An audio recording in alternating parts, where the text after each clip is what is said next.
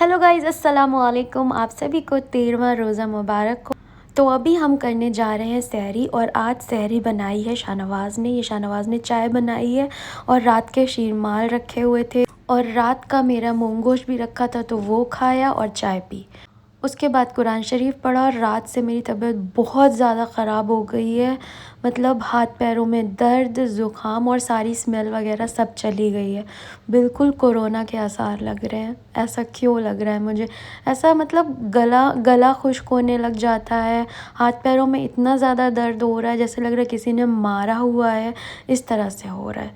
तो अभी मैं ऊपर गई हुई थी सुबह सुबह चेक करने के लिए, क्योंकि लेबर्स वगैरह आ गए थे और ये पूछ रहे थे कि यहाँ पर क्या लगना है, माइका लगेगा या कोरियन वाला पत्थर लगेगा, क्या लगेगा। तो वो बताने गई थी, और अभी मेरी तबीयत थोड़ी सी ठीक हुई है। तो मैं उठी, और आज रुचि भी नहीं है क्योंकि रुचि गई हुई है, आज उसको लड़के वाले देखने आए हुए हैं, तो रुचि वहाँ गई है। तो मैंने बस ये वाली आलू की पकौड़ी बनाई थी, आलू के चिप्स काट कर, क्योंकि यही सबसे आसान पड़ रहा था और मेरी हिम्मत और कुछ भी बनाने की नहीं थी। और मैंने चिकन बर्गर मंगवाया था अलबेक से, तो बस यही था, और पापड़ तल लिए थे। That's it.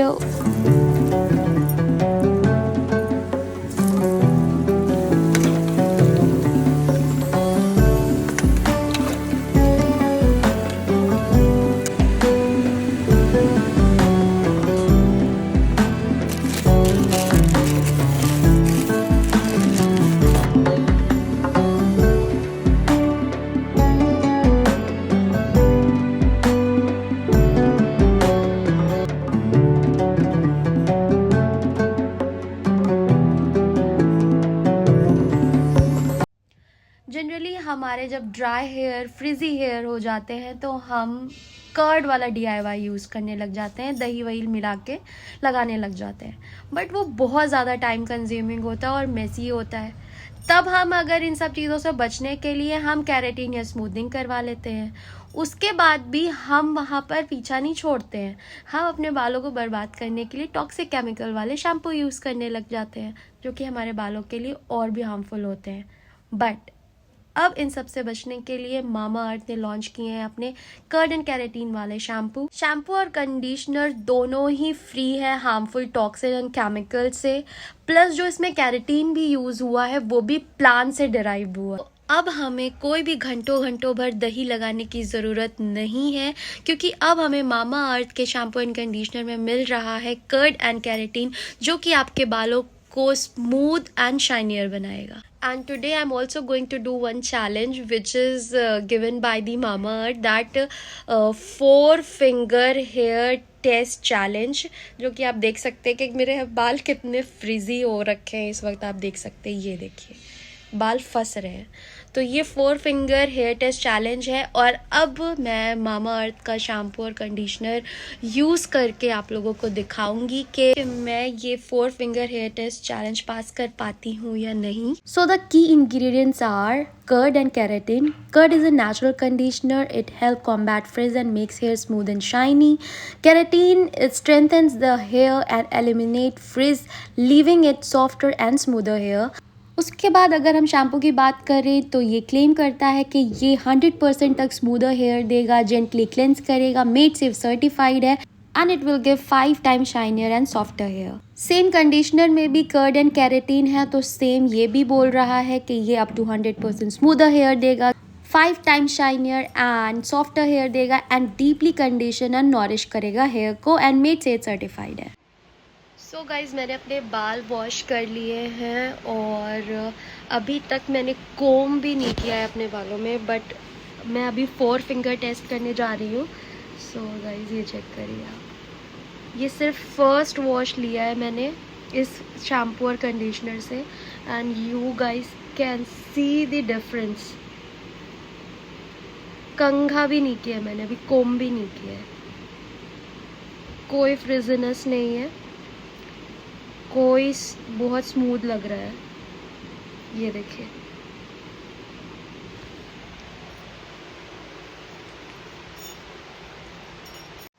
So from my side, I'm giving 10 out of 10 to this shampoo and conditioner. I'm just loving it. That in just one wash it gave me the result. So yeah, you guys can go for this shampoo and conditioner. Plus all Mamaearth products are free from harmful chemicals and all natural. Also you guys can use my code ALVI2023 to get 20% off both on Mamaearth website and app. And every time you buy anything from them, they will link your order to a tree on their website that they plant, and the geolocation will be sent to you. It is plastic positive and an Indian brand, and Mamaearth has launched their official app. Also users will get extra discount and get early access to the same.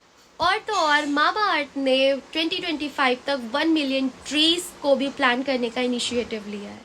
तो ये आ जाता है second day, और second day भी मेरी तबीयत बहुत ख़राब हो गई थी। मेरे बुखार चढ़ रहा था और मेरे हाथ पैरों में दर्द था, बहुत ज़्यादा तो मेरी तबीयत ख़राब थी। मगर हाँ, रुचि आ गई थी तो थोड़ा बहुत आराम था। तो ब्लिंकिट से मैंने कुछ सामान मंगाया था, मैदा मंगाया था, बादाम मंगाया था और कुछ सब्ज़ियाँ मंगाई हुई थी।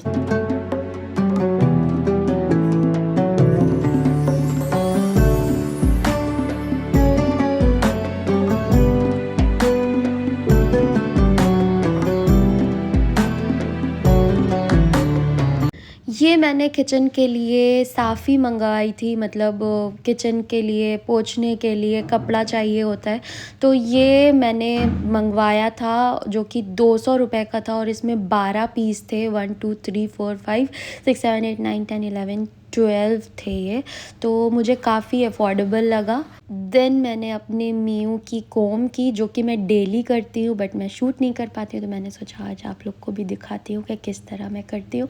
अगर मैं कोम्ब नहीं करूँगी ना तो इन लोग बाल अपने ग्रूम करते हैं जब, तो ये लोग चाटते हैं, अपने आप को साफ़ करते हैं बेसिकली, तो उसके लिए इन लोग को ये करवाना बहुत ज़रूरी रहता है। हाय से हाय से हाय हाय हाय अस्सलाम वालेकुम।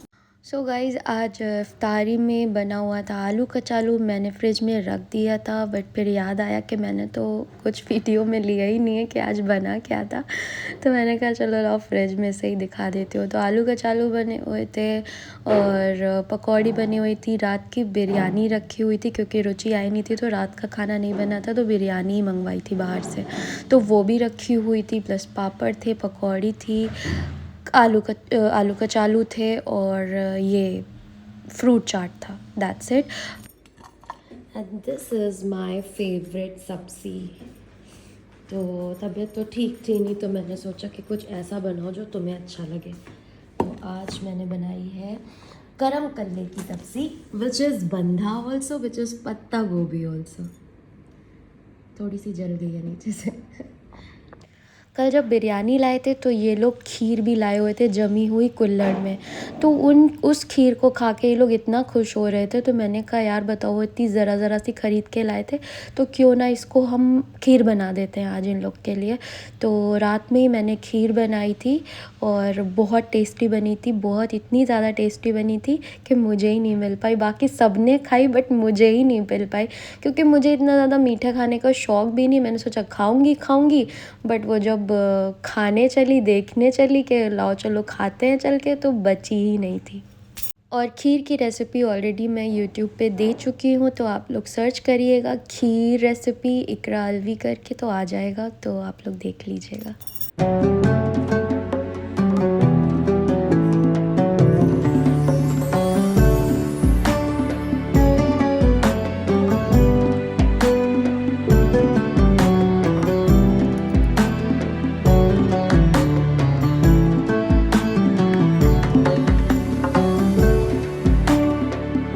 सो गाइज़, नेक्स्ट डे और ये 16th रोज़े की सहरी है, जो कि मैंने आपको बताया था कि बिल्कुल ज़रा सी बची हुई थी, तो ये भी मैंने शाहनवाज़ को दे दी थी, मैंने नहीं खाई। आज सहरी में मैं खा रही हूँ ऑमलेट और ब्रेड। सिंपल ऑमलेट बनाती हूँ, बस ऐसे ही चिल्ला बना लेती हूँ बिना प्याज वगैरह के, यही मुझे अच्छा लगता है। और बिल्लियों को देखे किस तरह सो रही हैं, तो बड़ा देख के प्यार आ रहा था इन लोग को, कैसे सो रही हैं टीवी कैबिनेट पे जाके। And this is the third day और मेरी तबीयत अभी भी ठीक नहीं हुई है।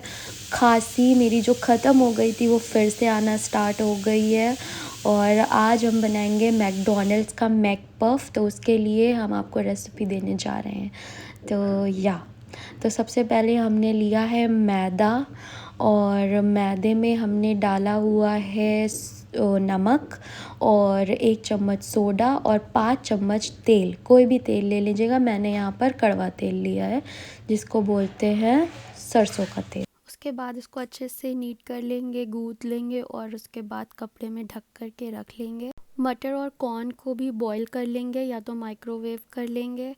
प्याज और शिमला मिर्च को अच्छे से बारीक ब्लेंड कर लेंगे, और उसके बाद कढ़ाई में तेल डालेंगे 2 चम्मच, और सारी सब्जियां जितने भी हमने काटी हैं उसको तेल में डाल के अच्छे से पका लेंगे। उसके बाद पानी डाल देंगे। पानी में जब तक कि खौल नहीं आएगा, जब तक कि बॉईल नहीं करने लग जाएगा पानी, तब तक के लिए वेट करेंगे।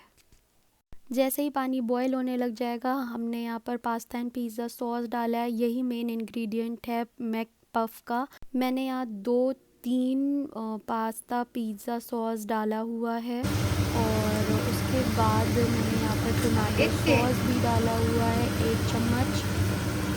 अच्छे से मिक्स कर लेंगे, अच्छे से पका लेंगे। ये चीज़ आपको ज़रूर ध्यान देनी है कि आपके कॉर्न और आपके मटर दोनों ही गल जाने चाहिए। इसीलिए हम इसे कॉर्न और मटर को पहले ही बॉईल कर लेंगे ताकि बाद में हमें दिक्कत ना हो। उसके बाद हमने यहाँ पर आधा चम्मच नमक डाला है, और पिज़्ज़ा ऑरिगेनो डाला हुआ है। अगर आपके पास प्लेन हर्ब्स भी हों तो आप वो भी डाल सकते हो। थोड़ी सी शक्कर डाली हुई है, एंड दैट्स इट। जब तक कि पूरा इसका पानी गायब नहीं हो जाएगा तब तक कि हम इसको नहीं उतारेंगे गैस से। पानी मेरा गायब हो गया है, उसको प्लेट में मैंने सर्व कर लिया। उसको मैंने ठंडा करने के लिए रख दिया है। अब यहाँ आ जाते हैं। मैदे को मैंने इस तरह से बेल लिया है, और उसको अच्छे से जितने भी कोने हैं ना उसको काट देंगे, और बिल्कुल स्क्वायर शेप या रेक्टेंगल शेप में इसको ले आएंगे। ठीक है, सारे चारों तरफ से इसको इस तरह से काट लेंगे। रफ्तारी का वक्त हो रहा था इसीलिए अच्छे से डिस्क्राइब नहीं कर पा रही हूँ मैं। फिर उसके बाद 3 अंगुल का लेंगे, और उसके बाद 4 अंगुल से काटेंगे। समझ जाओ देख के, कह नहीं पा रही हूँ मगर समझ जाओ देख के। ठीक है, अब यहाँ पर मेरा जो फिलिंग्स है वो बिल्कुल ठंडी हो चुकी है। उसमें मैंने चीज़ डाल दी है। मेरे पास स्लाइस वाली चीज़ थी, आप मोज़रेला चीज़ डालोगे तो बेहतर रहेगा। छोटी वाली स्लाइस पे हम फिलिंग डालेंगे, और बड़ी वाली स्लाइस से कवर करके इस तरह से फोक से डिज़ाइन बना देंगे। पानी लगाना बहुत ज़रूरी है वरना चिपकेगा नहीं। और इस तरह से मेरे मैक पफ बन गए हैं। ठीक है, तो मेरी तो इफ्तारी टाइम हो गया था, तो मैंने यहाँ पर इफ्तारी करने बैठ गई थी। और मैक पफ वाकई बहुत अच्छे बने थे, बट बाद में मैं जब वहाँ से हट गई, मैंने रुचि से बोला बनाने के लिए, तो रुचि ने देखिए क्या हाल किया है। रुचि, तुमने बनाया क्या है? ये गुजिया है, ये गुजिया है, मैं क्या करूं? ये मोमोज है, ये क्या है? ये समोसा था। ये समोसा है। So guys, this is it for this vlog. और इंशाल्लाह मैं फिर से कोशिश करूँगी रेगुलर होने की। आप लोग जानते हो यार, मतलब जहाँ मैं रेगुलर होने लग जाती हूँ वहीं पर मेरी तबीयत ही ख़राब होने लग जाती है। मैं क्या करूँ?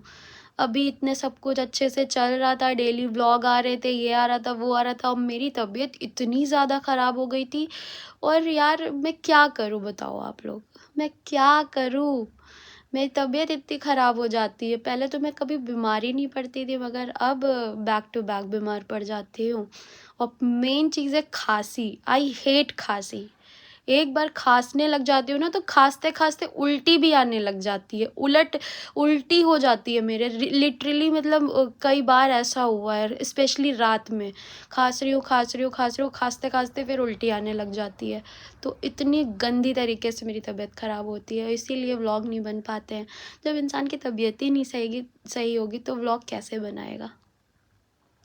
तो बस यही था, कुछ कुछ क्लिप्स ले लेती हूँ व्लॉग के लिए, कभी कभी भूल भी जाती हूँ, तो मैं क्या करूँ। तो बस यही है। आई होप आप लोगों को पसंद आया होगा। Do like, share and subscribe to my channel. Alvi sister, love you all.